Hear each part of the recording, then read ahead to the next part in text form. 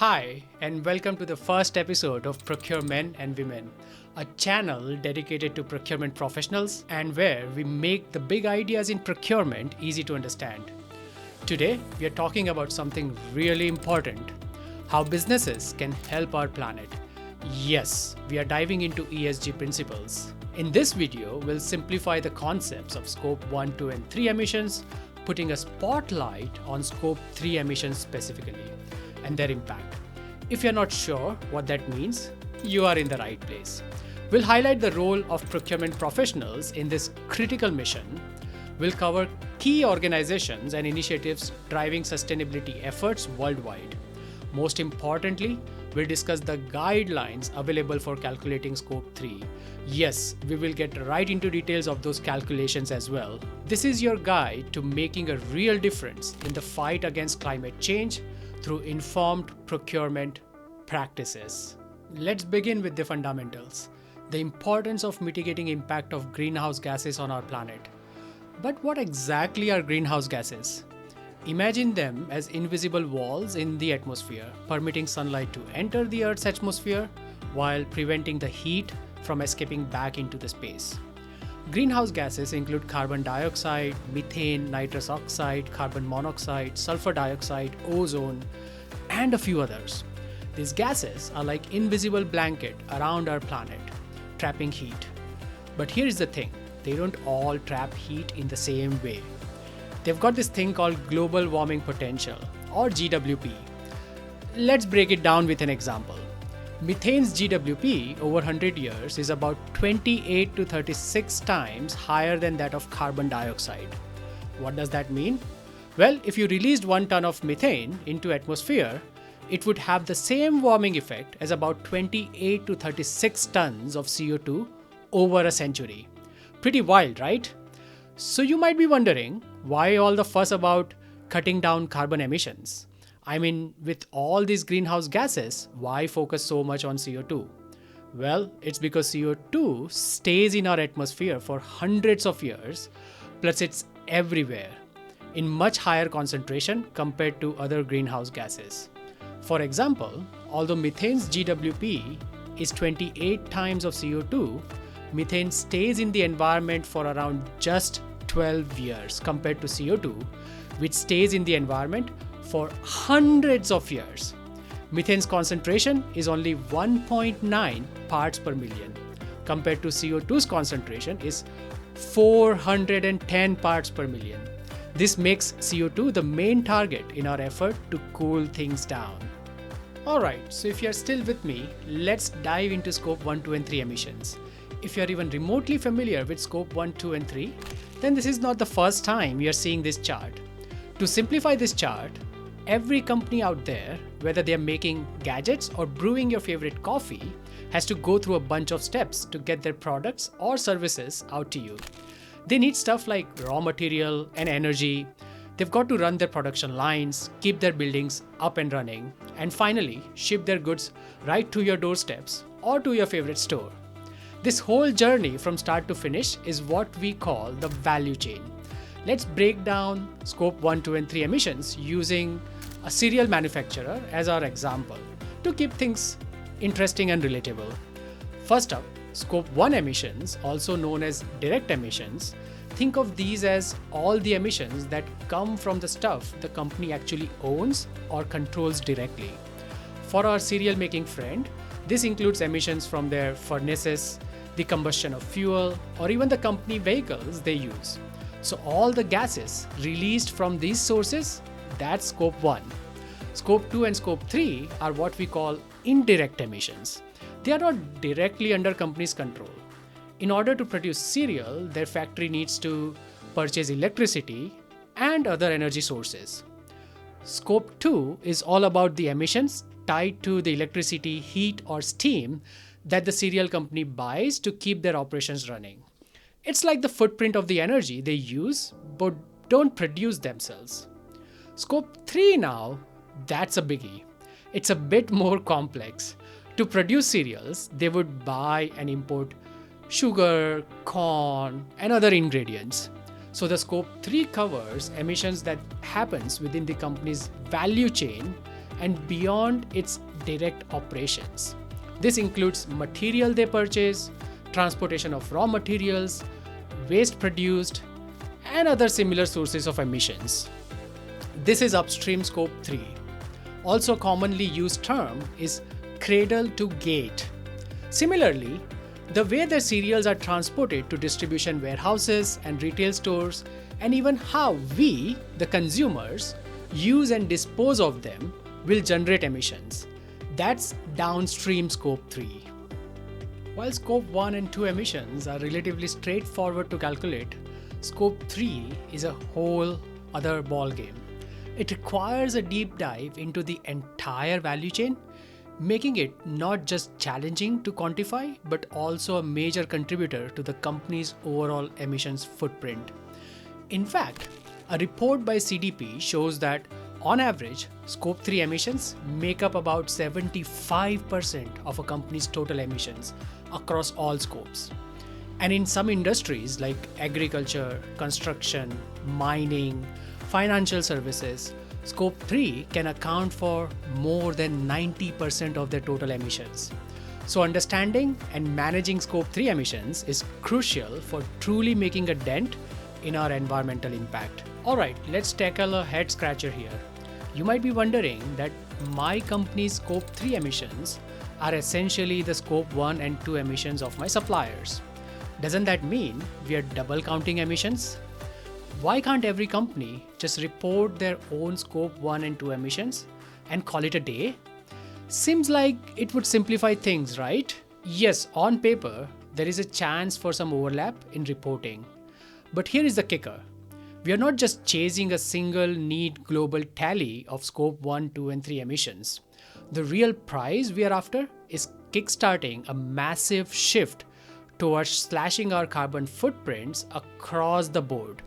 When companies get serious about reporting their scope 3 emissions, they start paying closer attention to the goods and services they are buying. This isn't just about keeping their own house in order, it's about nudging their suppliers to clean up their act too. And that's where the magic happens. It creates a domino effect of carbon footprint reduction. Additionally, if companies only focused on reporting their scope 1 and 2 emissions and ignored scope 3, there is a sneaky loophole they might exploit. They could start outsourcing a lot of their operations, appearing on paper to be super green, carbon neutral, or even carbon positive, while their suppliers are still chugging out emissions like there is no tomorrow. This could give everyone a false sense of making real progress against environmental impact. So diving deep into scope 3 is about seeing the bigger picture and making sure we are all moving forward together. With the basics out of the way, let's navigate wider landscape of organizations and initiatives pushing for sustainability. It's a bit of a mixed bag out there. There is no single global authority oversees everything, and the scene is pretty dispersed. We will start by looking at some key regulations. It's important to note that this is a fast evolving field and the regulations are changed and updated very frequently. Regardless, let's look at two key regions, Europe and US. Europe is leading the charge on ESG efforts. The key area to look at is the Corporate Sustainability Reporting Directive, CSRD, which kicked off on January 5, 2023. Under this directive, companies are now aligning with the European Sustainability Reporting Standards, ESRS. The ESRS provides a comprehensive framework for companies to disclose their ESG impacts. These guidelines mandate detailed reporting on sustainability risk, opportunities, targets, and performance, ensuring transparent and comparable sustainability data. It's a big deal because now all the big companies and those listed on the stock market in Europe have to follow these rules. Well, the really small listed companies get a bit of a break, but still it's pretty comprehensive. The ESRS officially became the rule on January 1, 2024, with the first reports by organizations expected in 2025. Now let's turn our gaze to the US and see what's happening there. With ESG, especially when it comes to those tricky Scope 3 emissions.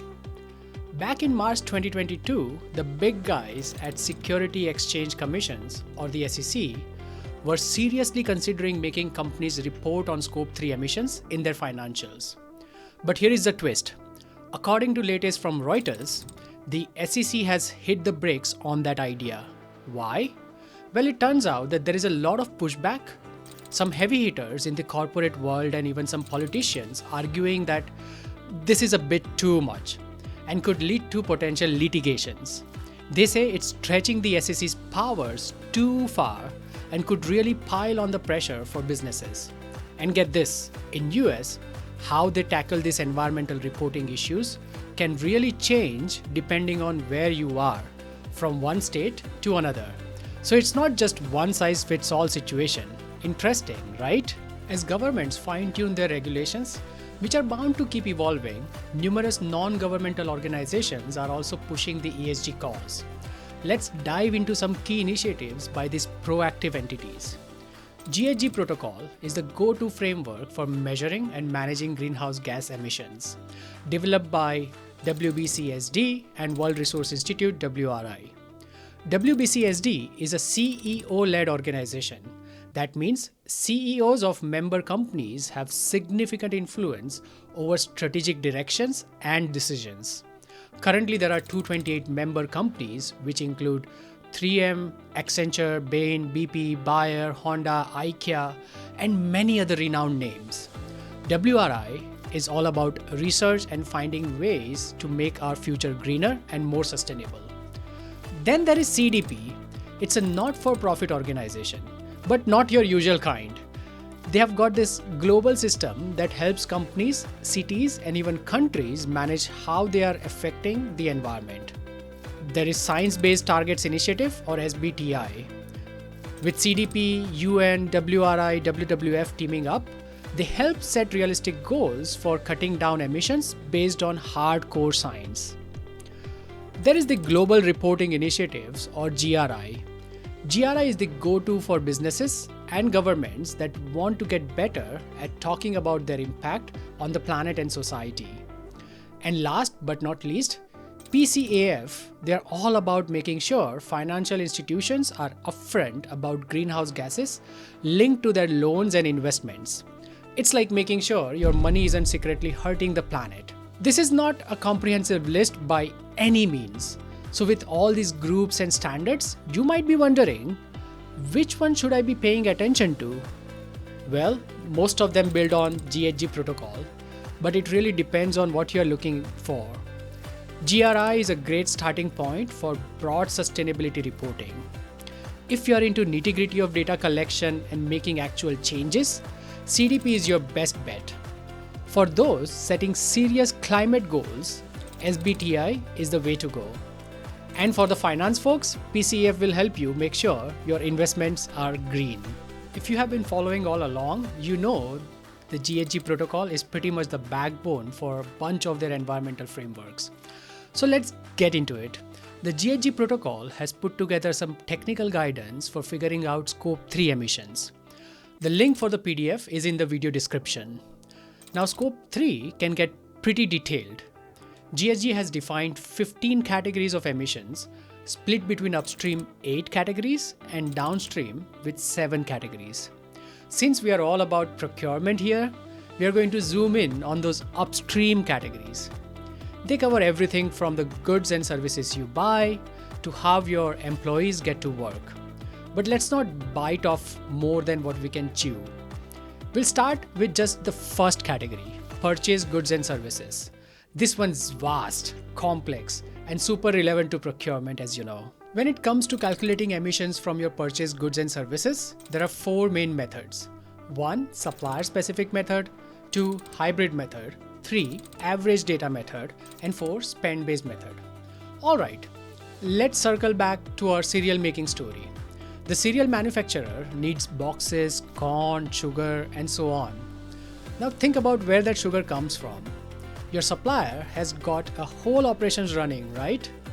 They're buying sugar cane, using energy to process it, arranging transport, and keeping their facilities humming to turn that cane into the sweet stuff we need.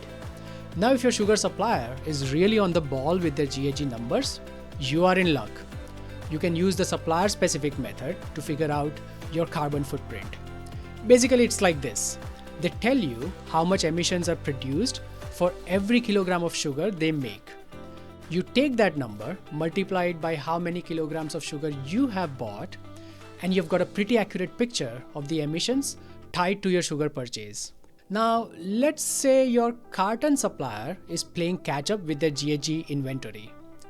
They've got the numbers on their Scope 1 and 2 emissions, but are a tad behind on figuring out those tricky Scope 3 emissions. This is where you get a little creative with the hybrid method. You take the emissions data your supplier has and then mix it with some industry averages for things like wood pulp, transport, waste, and other materials needed to make those cartons. And guess what? There are third-party databases and resources right on the GHG protocol website, not to mention info from government agencies and industry groups. It's all about piecing together the best picture you can with the info you've got. And you've got nothing but secondary data? That's where the average data method comes into play, using reliable sources to estimate emissions. For example, you can directly use the average emission factor per kilogram of carton boxes from reliable sources. Lastly, the spend-based method looks at how much you are spending and uses that to estimate emissions, without getting into the weeds of how much you are buying in physical terms. You take a look at how much you are spending on those carton boxes, then use benchmarks to figure out emissions for every $1 million spent. And yes, for this, you're gonna lean on the external databases as well. The GHG protocol gives you the tools and equations to figure this all out, nudging you towards the most accurate method available, but also understanding that sometimes you've got to make do with estimates. The key here is being clear and transparent about how you're gonna calculate things. Well, today we only scratched the surface with the first categories of upstream emissions. There is a whole world in the remaining categories, not to mention the downstream ones. I encourage you to dive into the GHG protocol documents for the full scoop. And with that, we are wrapping up this episode. If you have picked up something new today and enjoyed the dive, don't forget to hit like and subscribe. I've got plenty more insights to share, so let me know in the comments what you're curious about. Thanks for tuning into our first episode on Procure Men and Women. Catch you next time and take care.